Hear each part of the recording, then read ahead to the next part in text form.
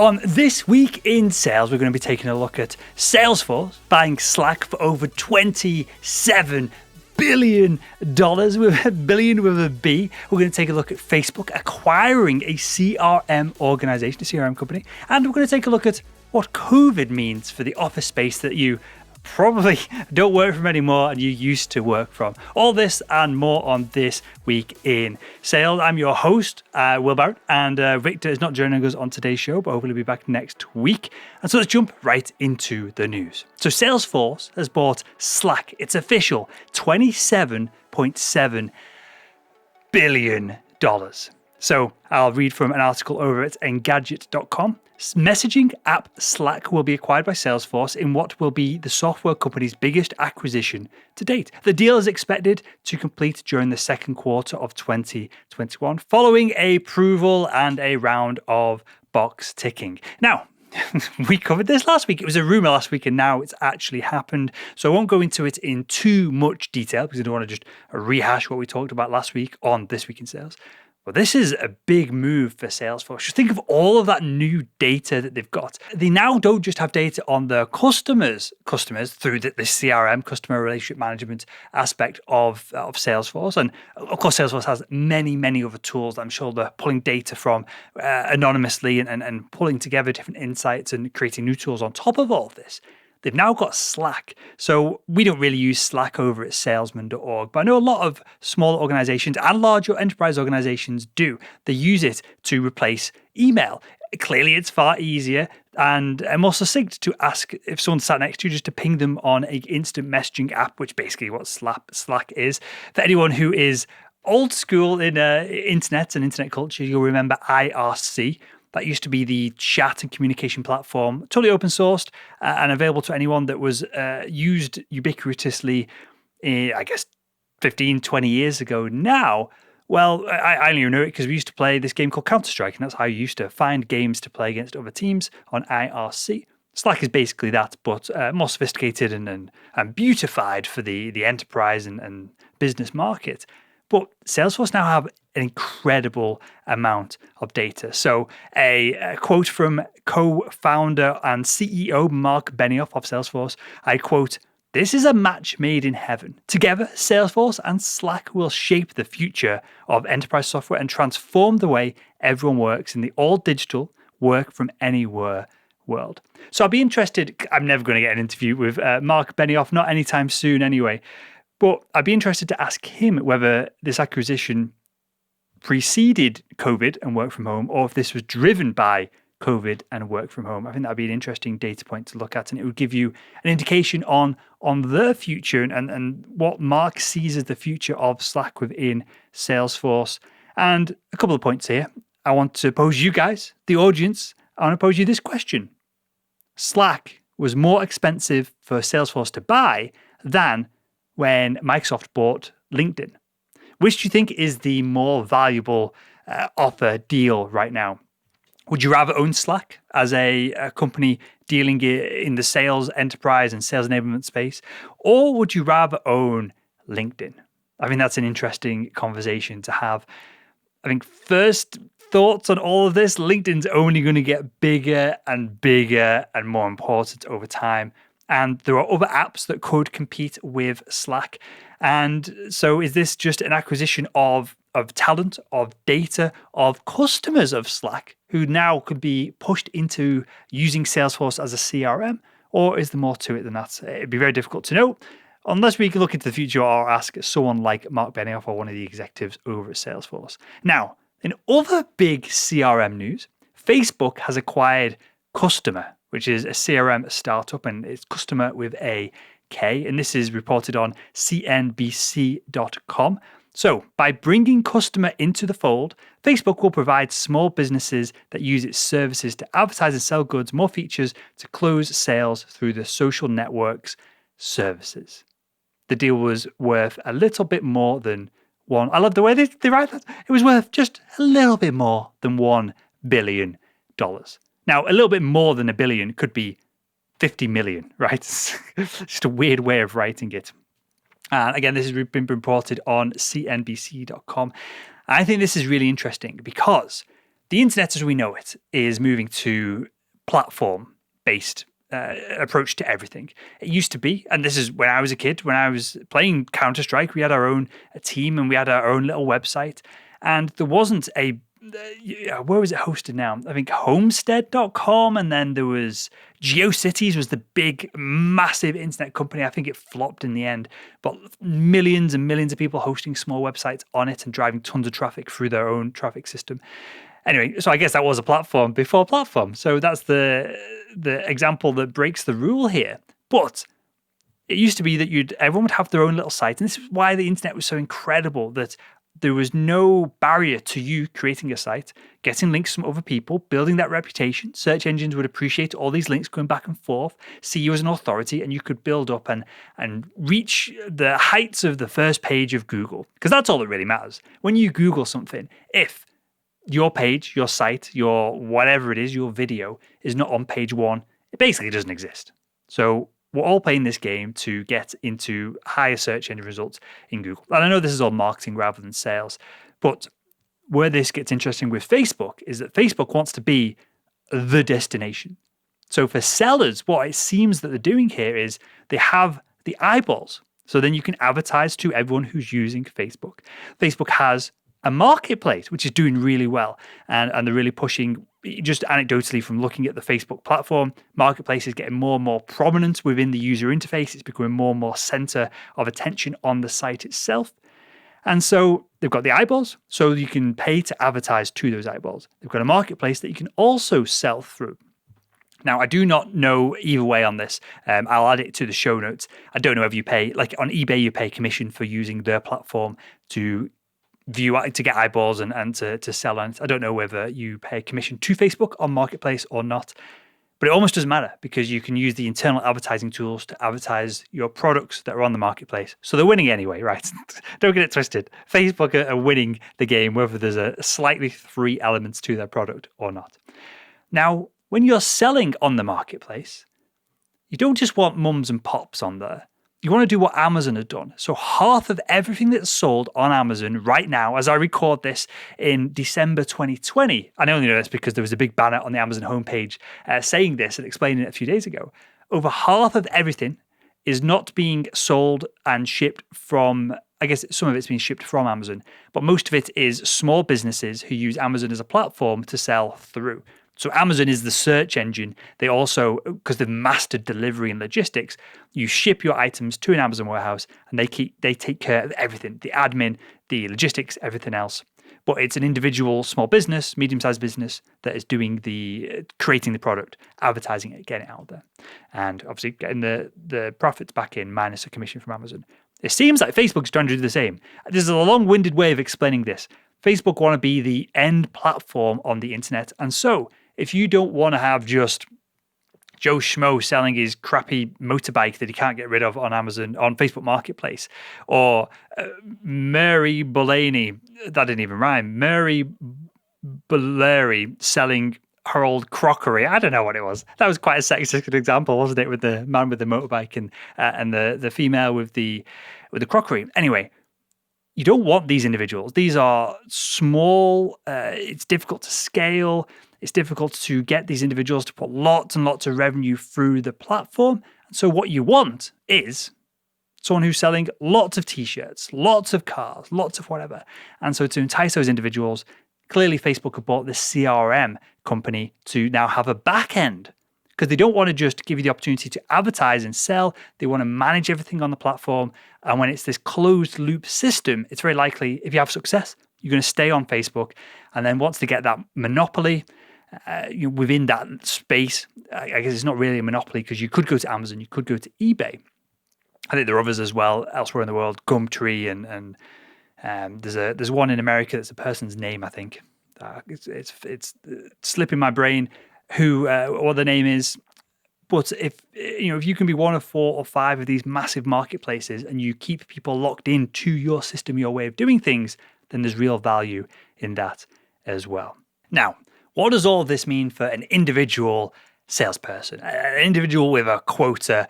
My background, probably your background and future as well. Well, it might mean at some point you'll have Facebook specialist salespeople. You might have the organization you work for might sell so much through Facebook that you stop cold emailing, or you do less of it, cold emailing, cold calling, and prospecting on that front, and tied in with advertising, paid advertising on the platform itself, which is incredibly effective, far more effective than any cold email campaign.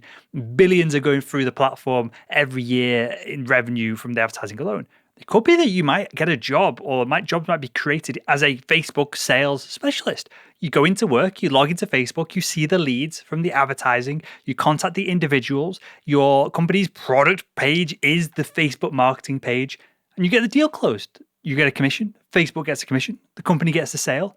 And maybe that's where sales is heading, to these large platforms. And it could be the same with Salesforce as well. They just need to have an open-ended, a front to the system for customers to buy through, and they could turn into a platform like this as well. Next up, my friend Mario Martinez. He is I think he's the CEO of Vengresso. They've just launched a new software tool called Fly Message. Unfortunately, I can not get onto the website. Hopefully they're having so much success that the website is crashing. We've been there when we have a big podcast episode. Salesman.org can go down occasionally, no matter how much money and resources we throw at the server side of things. Hopefully they're having the same issue. So I can't comment too much on it. But the app is called Fly Message, Fly MSG, and it was developed by a team of sales experts, Mario included, who know the pain points of the modern seller. The tool gives users quick access to pre-saved, customized messaging templates and is available for free as a Chrome extension. So I'll link to that in the show notes of this episode. And I had an interesting email myself this week. It was genuinely fascinating, and it came from a company called Rephrase.ai. Again, I'll link to this in the show notes of this episode. And they were pitching to get on the podcast. Now, the way they pitched was interesting. It wasn't just any old video email of someone from the organization pitching me. And if it was, it probably would have got deleted, because if you want to get on the podcast, you need to speak to the show's producer, not me. This is clear on the website.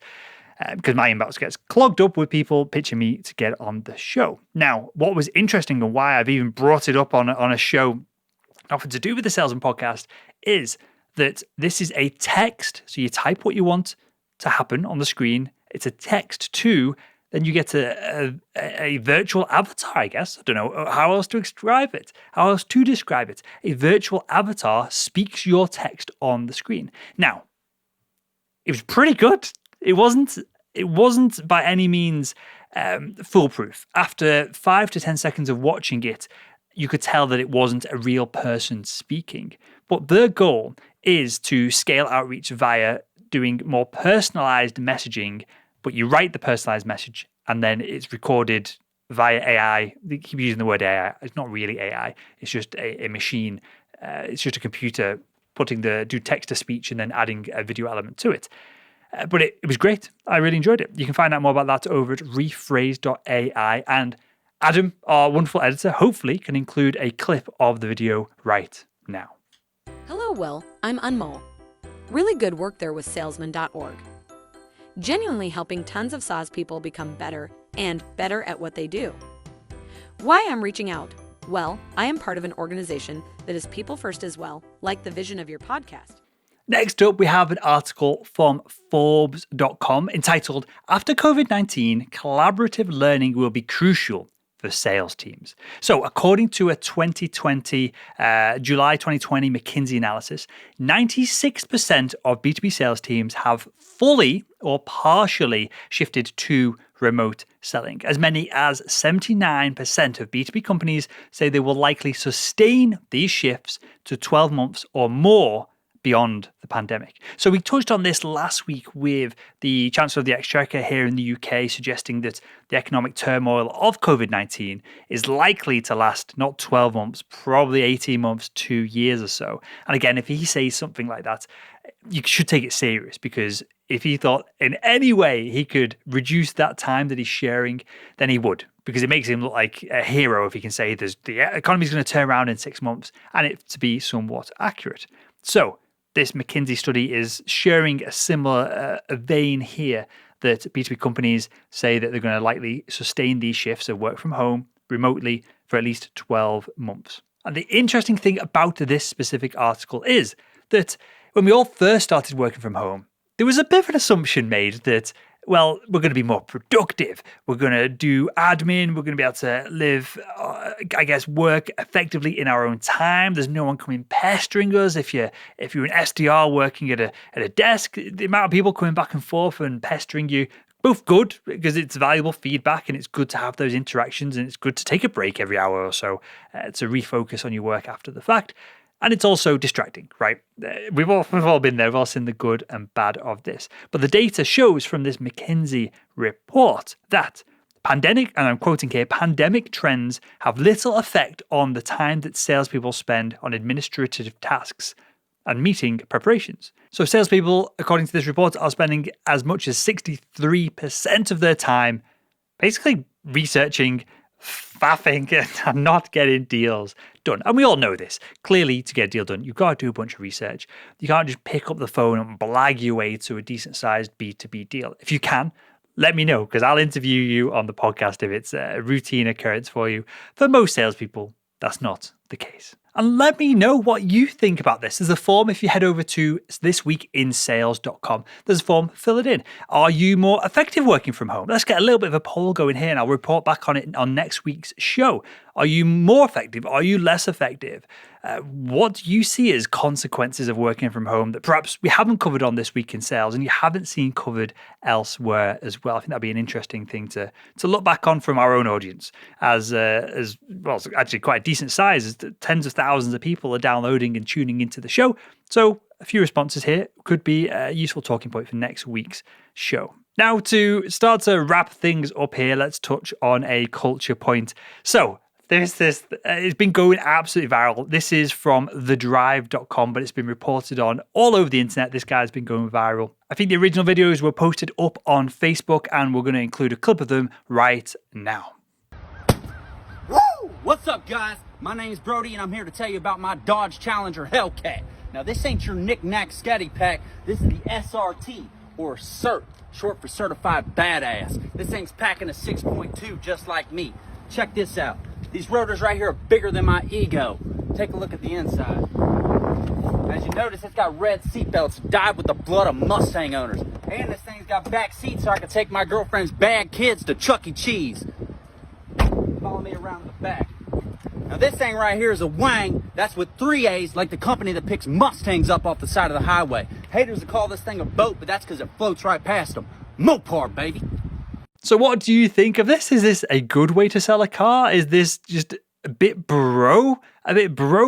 Would you buy a car from this individual? I'm intrigued because clearly it makes great viral content. And clearly, I'm making an assumption here. This dude probably is not as in your face, as aggressive when you go and buy a Dodge car from him in general. And clearly this is incredible branding and marketing and just getting in on the news cycle like this with some viral videos is great for the dealership. They'll get a load of attention from this.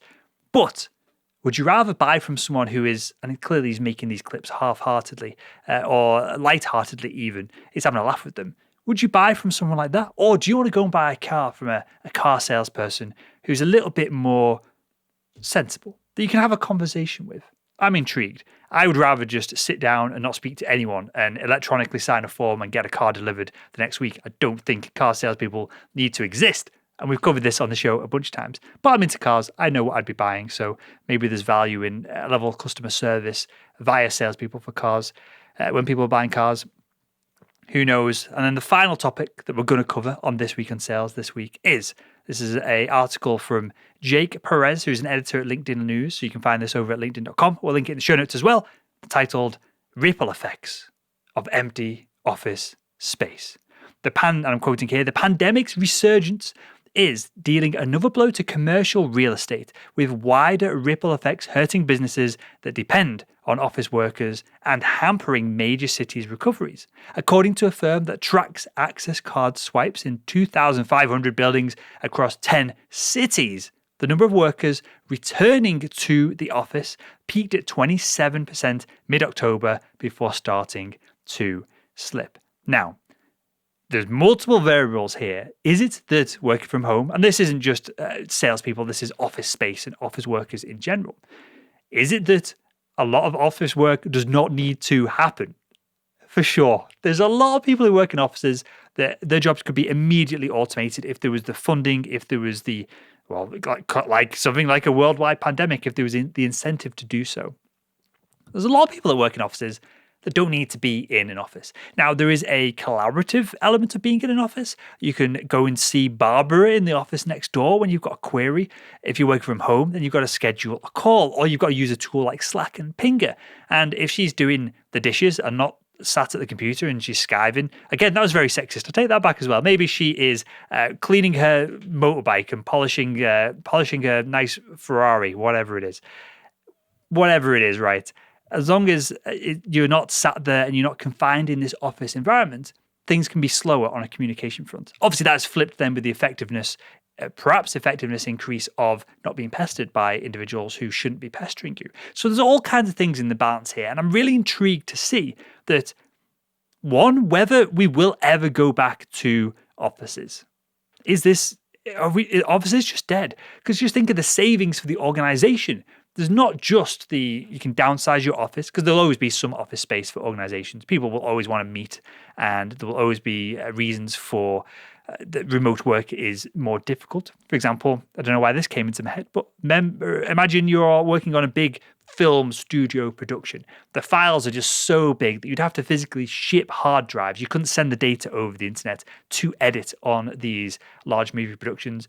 And you need an environment that you can record sound in. You need a studio environment, perhaps. You need an environment to mix, or clearly the creative element of our content is top of mind for me at the moment, if this is the example I'm coming up with.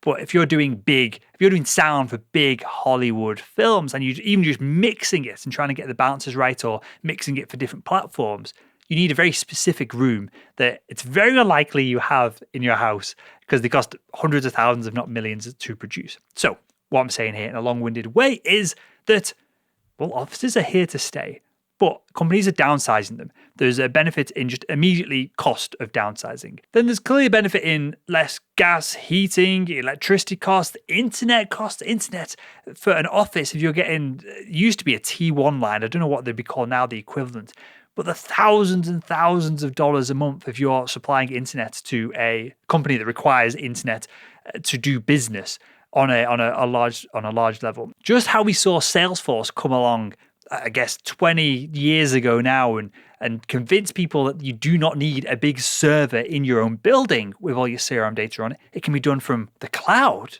which was an incredible idea at the time. Maybe this is the same thing that's going to happen with office workers. We don't need an office anymore. We can work from the home cloud now, and we get more done from there. Again, give me your thoughts. Let us know. Head over to thisweekinsales.com and check out the form. Drop us a message if there's any news that you want us to talk about on the show, if you're working for an organization from a PR standpoint, anything you want us to touch on, and just your thoughts and comments. I think we'll add a new section to the show. We'll give it a test next week, perhaps, of we need an interesting name to come up with. I'll ponder on this, some kind of pun where Victor and I will push out the news and then you ping it back to us. We can call it audience ping pong. There we go, something like that. So with that, we'll wrap up for this week. Again, a lot of ground covered here. I appreciate your time. Hopefully Victor will be back on next week for This Week in Sales, and I will see you then.